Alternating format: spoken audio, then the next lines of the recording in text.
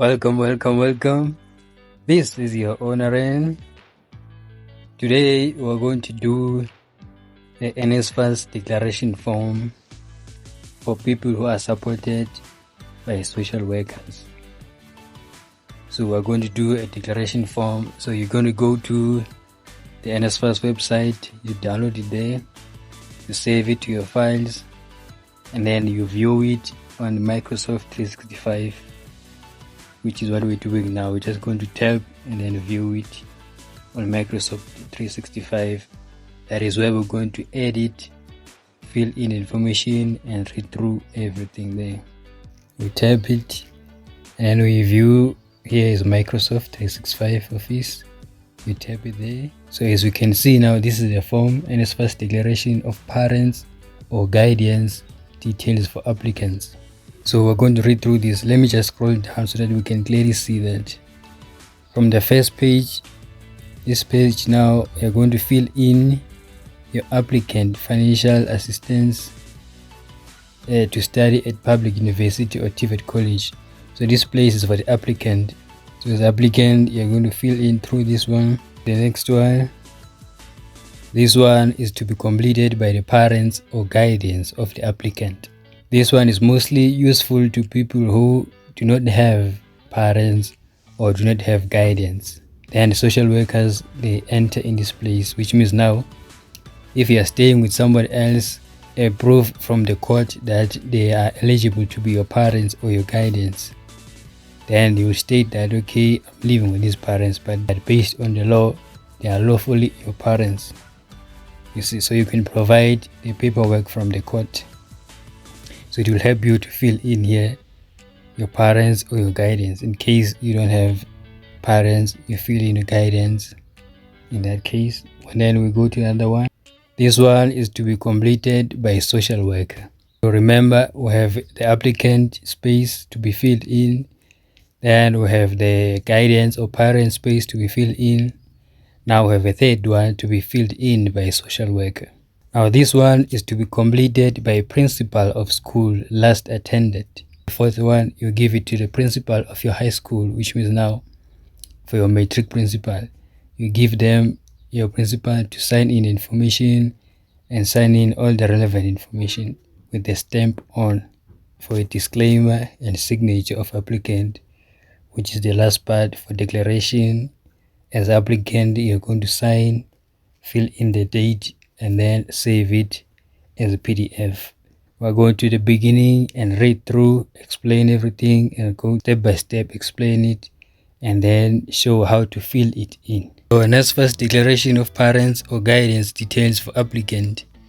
This form, let us highlight here so that we can see exactly the most important part here. This form is only for applicants who are 34 years old or younger and cannot provide any parental or guardian details. So obviously, let's say you had your parents, but because of maybe accident, they are deceased, or maybe your parents, they happen to be maybe in jail, so they are no longer living with the parents, then you fill it in this space. Or maybe let's say parents, maybe they are more like disabled, mentally disturbed, so they cannot properly function mentally. Therefore now they cannot fill in or read through the information. So you may request the social worker to intervene. You don't even know what's going on with the parents, then you can fill in the part as an applicant who cannot provide any parental or guardian information.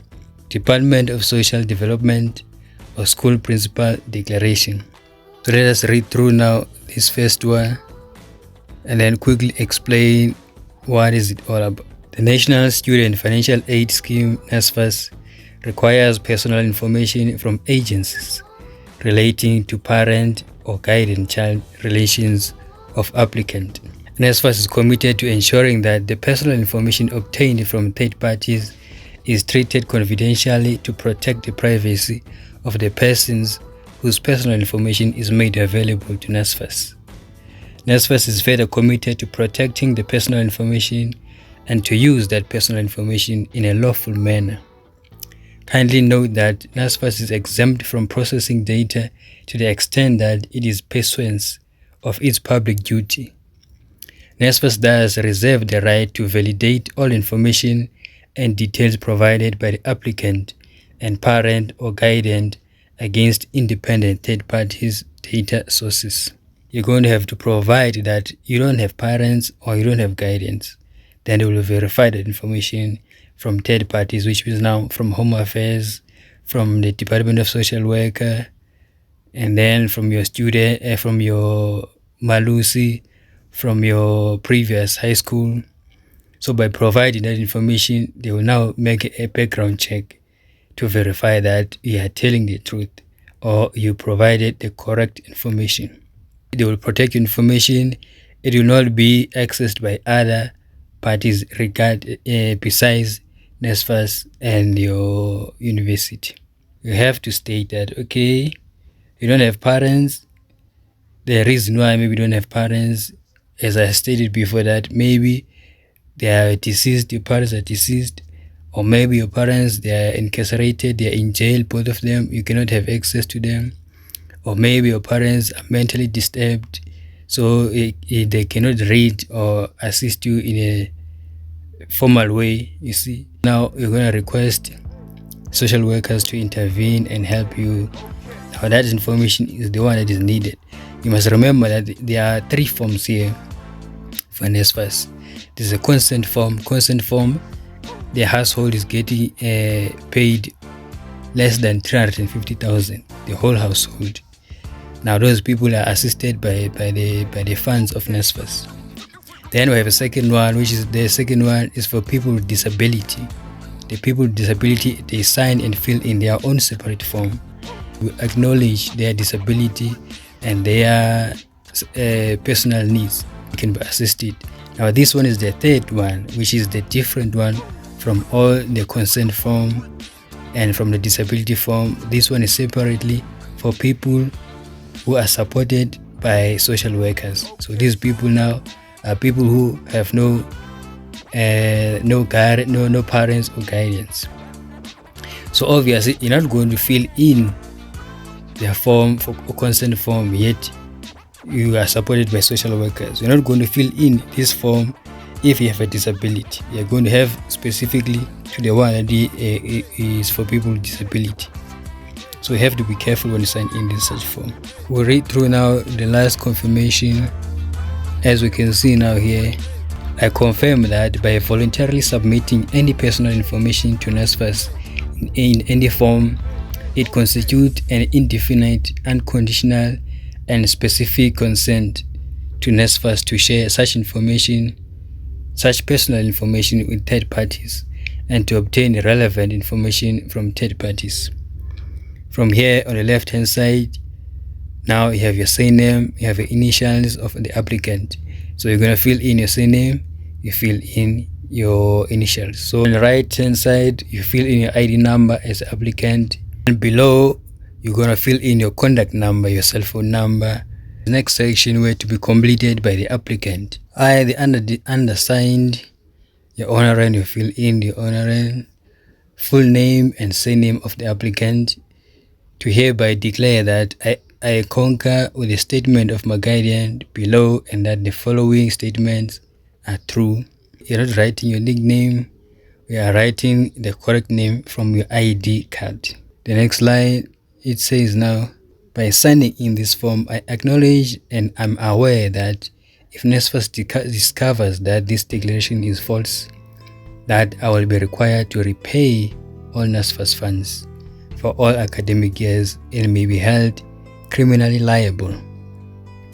This one is very sensitive and very serious, that if you pretend to be a person or student who have no parents and who is in need of a NSFAS fund or who is supported by social worker, yet all that is incorrect, now we are going to be liable to pay the funds, or it may be criminally charged, which means now you may end up going to jail for that.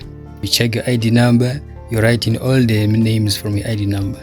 You provide your contact details number, signature of applicant, you sign in as your honorarium or your signature Obviously, you have to check your ID number. The exact same signature from your ID number must be the same signature you sign in here. You don't just sign any signature. Then you provide a date of signature to be completed by parents or guardians. They will sign either undersigned, full name, surname of parents or guardians based on their ID number. So here is guardian number 1, which means fill in the grandfather here or your uncle or your cousin. So which means the first one is for the male. Then we have ID number of parents, guardian number 2. So the guardian number 2, which means this one is for the female part. If it's your grandmother, your auntie, maybe your cousin, sister, now here they will fill in their information. And the parents, they will read through here the paragraph. It says, I do hereby declare that I concur with statement by the applicant above and that the following are true. So A, I do not know my mother nor her whereabouts and cannot provide her ID number or any other documents as a means of identification. Now, if you have this category, section A, you fill in information that you don't know what the whereabouts of your parents or maybe your mother. So in the case of a mother, you fill in the guidance. Then we go to B.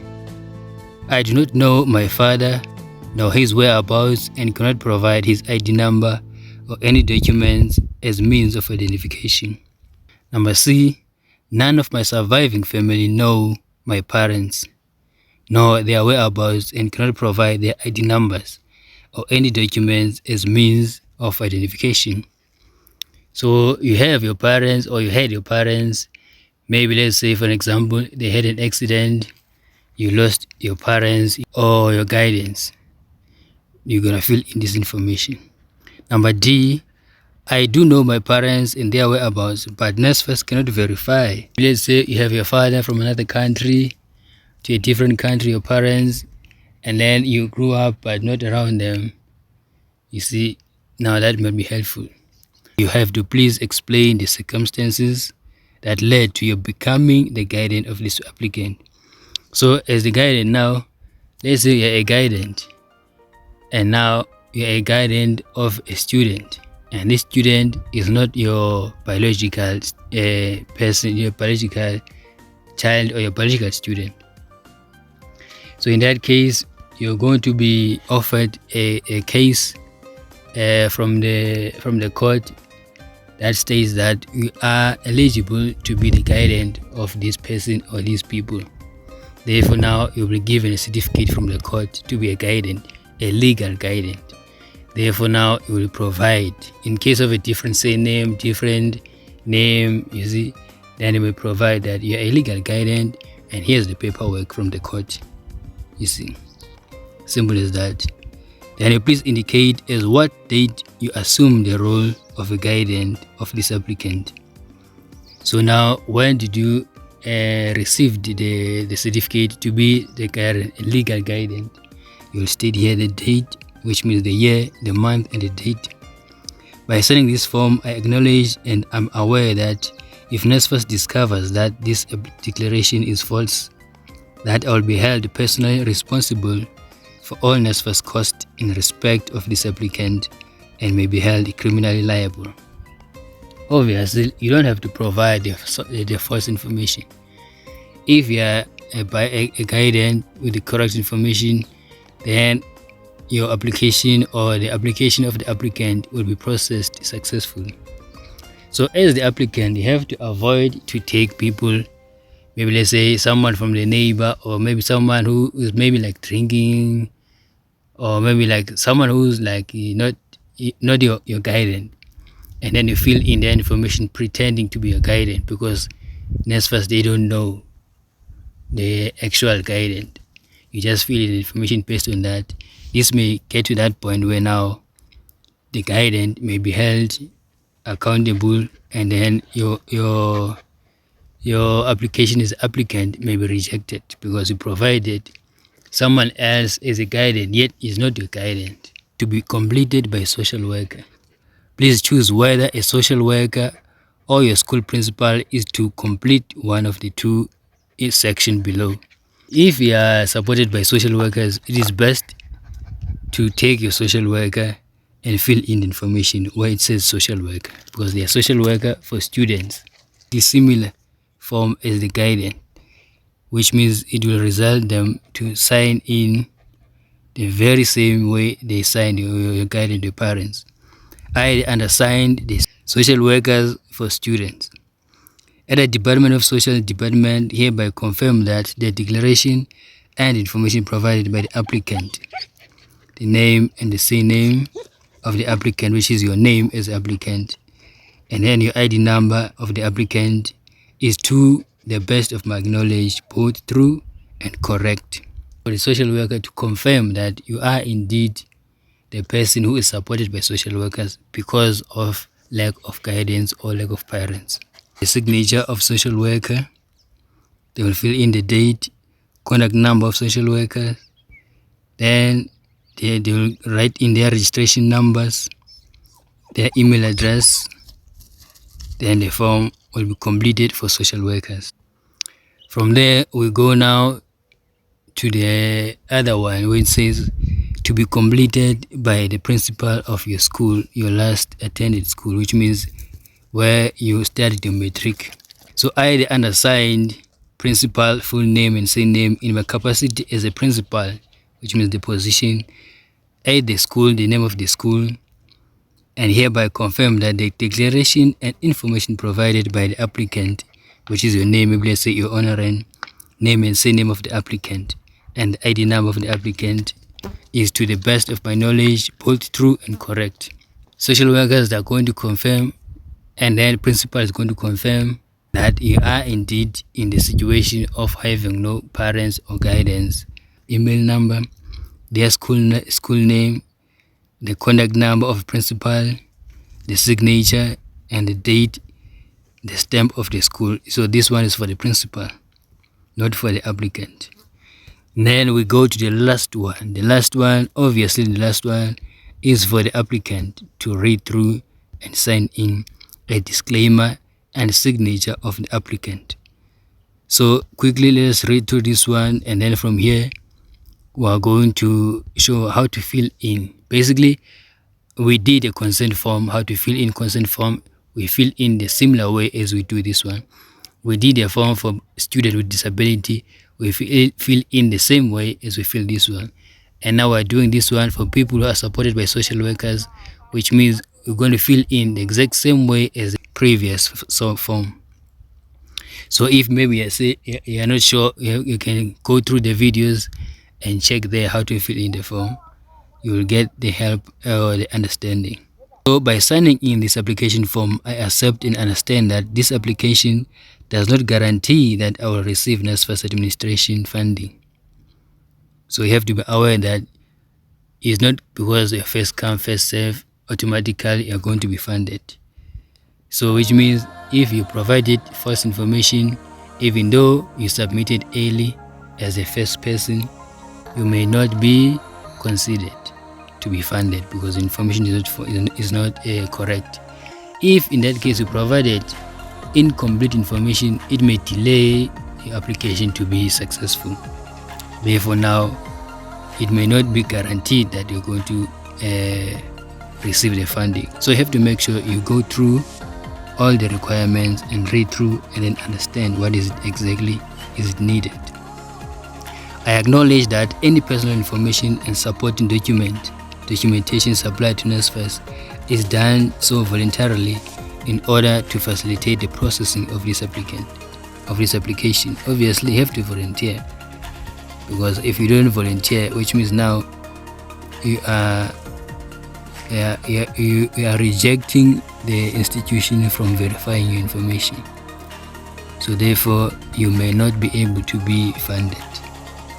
So you cannot just submit information and then from there you don't want to be verified information. So everything must be verified.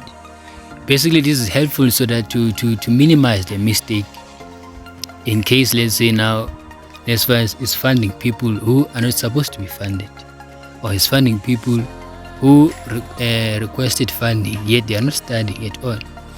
was finding people who maybe, let's say, they are actually not South Africans, or maybe they are not in school. You see, maybe they are working and they supply the information, then they receive funding. So this is helpful to check that, so that they may not waste money, because it did happen previous years that they happen to fund people who are not actually studying. They happen to fund people who submitted incorrect information or false information. So millions of money went wasted to people who are not studying, and the people now who are studying, they get to struggle because they lack funding, because they didn't get funding in the right time. You see, so they happen to struggle because of that. So now this is to minimize all those mistakes, or all the people who attempt to get money from NSFAS in the wrong way. So there's no need to be scared or to be worried if now you are wondering why so much information, why so specifically is it so needed. Now I furthermore acknowledge that the information provided by me is to the best of my knowledge, both true and correct, and that I understand that any false or inaccurate information or documentation submitted may render the application ineligible, and I may be subject to legal action. So obviously, you have to submit the correct information. Otherwise, if it is correct, you're going to repay the fund, or you may be arrested. I understand and accept that if my application for financial aid is approved as eligible, funding is only confirmed and processed on receipt by NSFAS of valid registration cost from a public higher education institution for an approved funded program. Obviously, if you apply to a certain university, let's say University of South Africa, you apply to the University of South Africa, the funding is going to fund that University of South Africa. So it's not going to fund other universities, or maybe let's say private university. Obviously, this is a government fund, so they're going to fund public institution, which means government institution. So you have to be aware. I accept that funding granted will be governed by the national bursary rules and guidelines of the Department of Higher Education and Training, which may be amended annually, and that I will comply with the annual requirements of funding. NSFAS will email a full NSFAS bursary agreement on receipt of validation data. But okay, funding may be differ from each and every institution. So there are institutions where you're learning online, then the institution where you go to the classes like full time. So where you go to classes full time, it is where you will be provided accommodation, transportation, all those funding. If now you are studying in an online institution, you are going to be funded for, let's say, tuition fees, and then you are not going to be funded for accommodation, because you can study through online, which means at your comfortable home, or at your own place, or at your work, or while you are traveling around the country or around the world, you can be funded. So there's no necessary for accommodation. Now we have to understand that. Then the last section where it says now, by submitting this application, I understand and acknowledge and accept the terms and conditions contained in the NSFAS bursary agreement. The NSFAS bursary agreement terms and conditions can be found on NSFAS website. So you enter their website for further details. You connect them, you check them on their social media. They have their email, they have their X account, they have Facebook account. Yeah, all those social media, you can check them and then make a follow-up. Then as applicant, you are going to sign in the last section of declaration. You sign in and then you fill in the date here. Simple as that.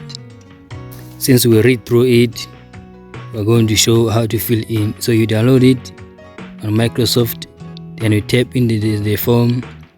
It will show you edit, print, upload. We're going to edit, tap edit. From down here, we're going to see the pens, different pens, all the rubber. You can see the eraser, you can see the black pen, then there's a red pen, there's a blue pen, and there's a highlighter. You can actually adjust these ones. Then on top we have T for text. If you want to add text, this is where you're going to add text. Then from there we can adjust. If let's say you want to use the blue pen, we tap in, we come to the right corner, we tap in the blue pen, then we adjust here the size of the blue pen. So this is where you adjust it.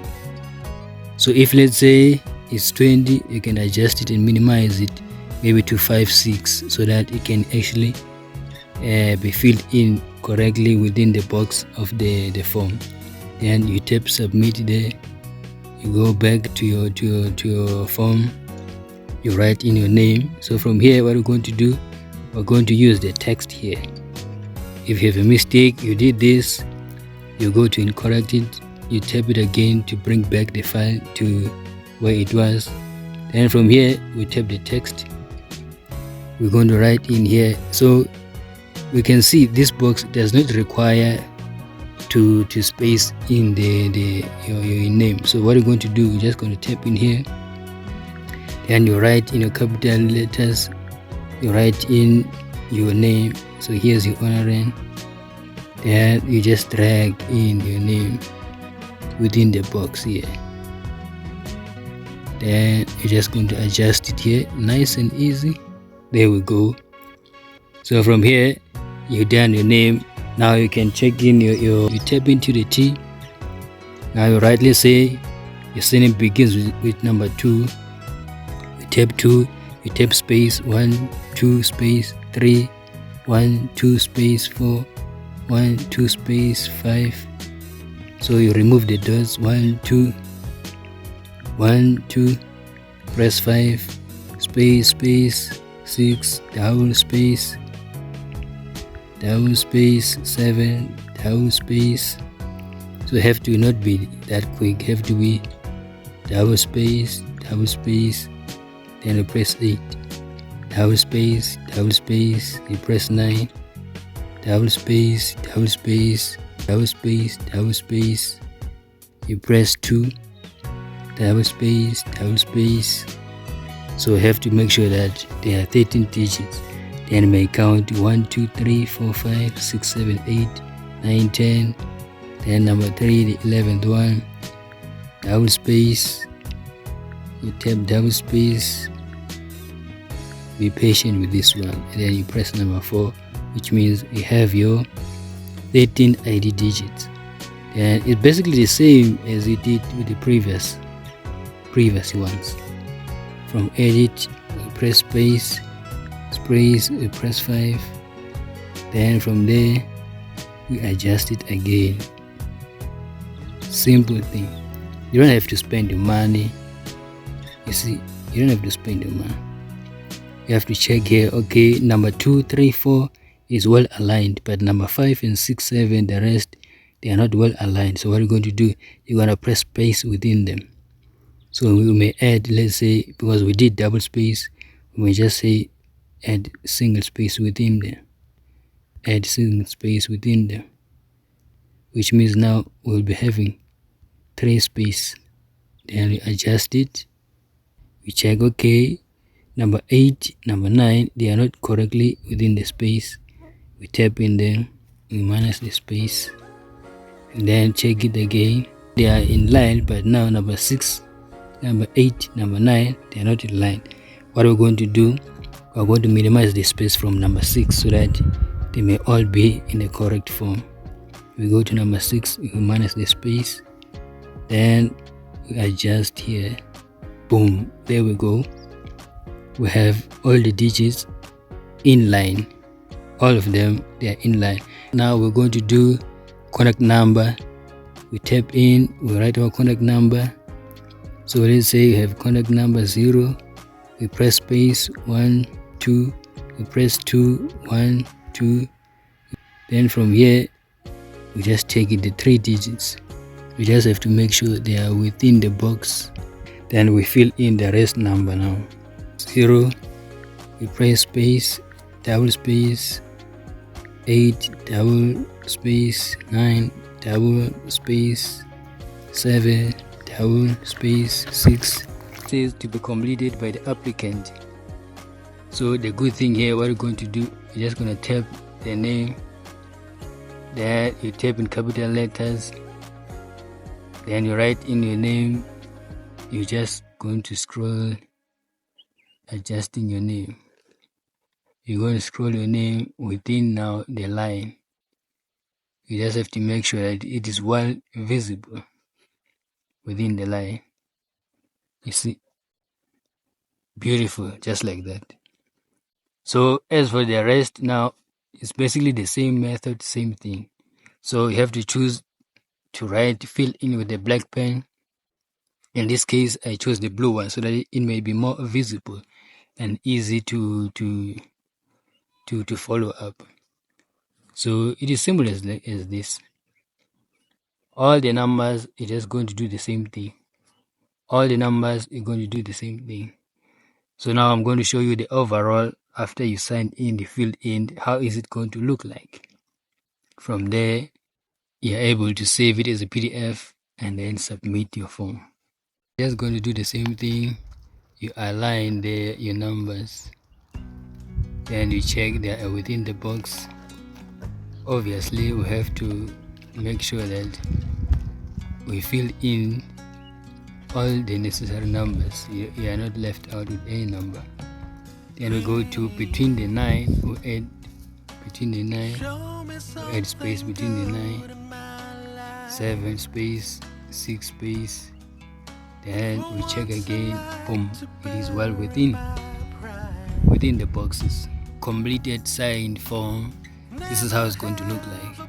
You're just going to write in your name, you write your ID number as applicant, you write in your cell number, you scroll up, you continue filling in your name, then you continue filling in your first name in full as your ID number, your first name and your second name,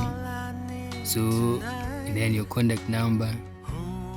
So it is obviously for the applicant, so you have to make sure as applicant you fill in the corresponding information and you sign in your signature, exact same signature that you did in your ID card. It shall not be different. Then we go to be completed by parents or guardian. So your parents, your guardian, they're going to fill in this one. So here is going to be the guardian. You see here, the first guardian obviously is going to be a parent and a father. Or let's say it's going to be a grandfather, uncle.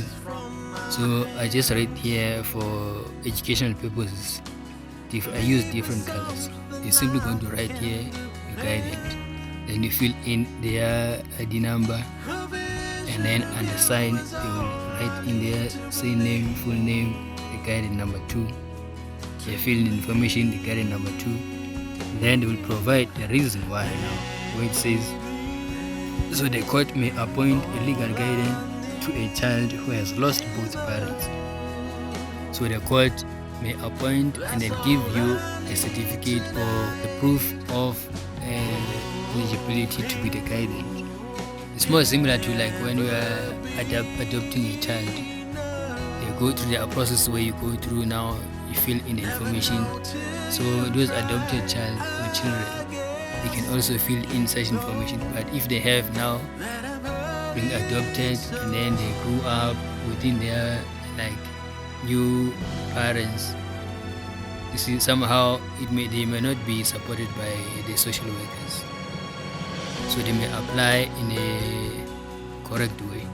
So this one is more like people who are now like struggling because of lack of guidance, or because of lack of parents, or because their parents obviously they may be mentally disturbed, or maybe they may be incarcerated, they are in jail, or they maybe have no access to their guidance or parents' ID numbers or information.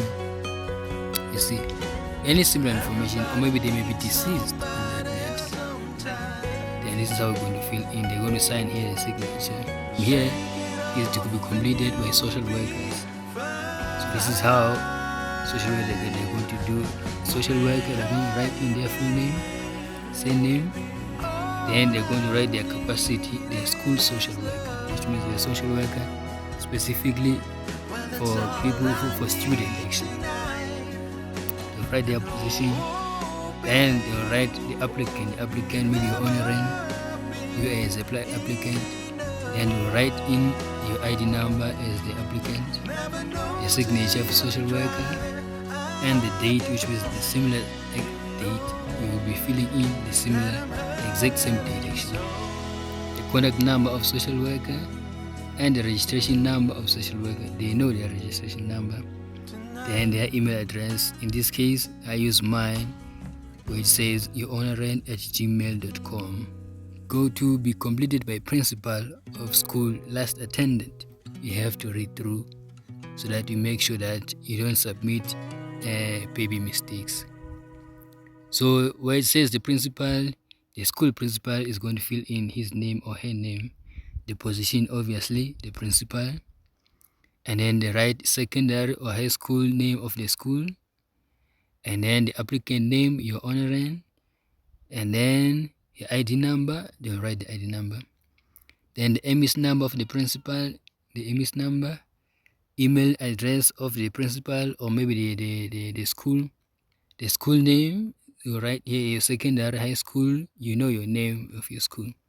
They sign in here. Basically, you can just give your principal this section and they will fill in the information. So you don't have to stress and then try to think, okay, every detail, okay, you may just print this form out, submit it. But in this case, we are doing it online so that you can simply go to your school and then type in online or maybe request to send them through the email, and then they will send it back to you, and then you edit the information. You see, like you basically fill in where it requires you as an applicant to fill in. Where it requires social worker, you send it to social worker. Where it says guidance, you give guidance to fill in. Where it says principal, obviously you hand it to the principal. Principal now will write in here. So I use different colors for educational purposes. It's not necessary that you have to use the same red color blending. There's no need for color blending. Then there's a stamp here, school stamp or a logo. Obviously, you know your school stamp, or maybe a principal will tap in the school stamp here. Then from there, you go to the declaration form where you read through the declaration and then you sign in as the applicant, the last person. You write all the date. That is all it takes. So we did previously other videos at the Honorand. So at the Honorand channel, you can check some other educational videos. Feel free to contact me within the description or email me then for further assistance or further explanation. So as from there, we are still going to do more other educational videos. So feel free to subscribe to the channel, share it to your friends or family, let them subscribe, and then join the community. We help each other grow together. That is all about, for the love of nature, for the love of educational, for the love of sharing.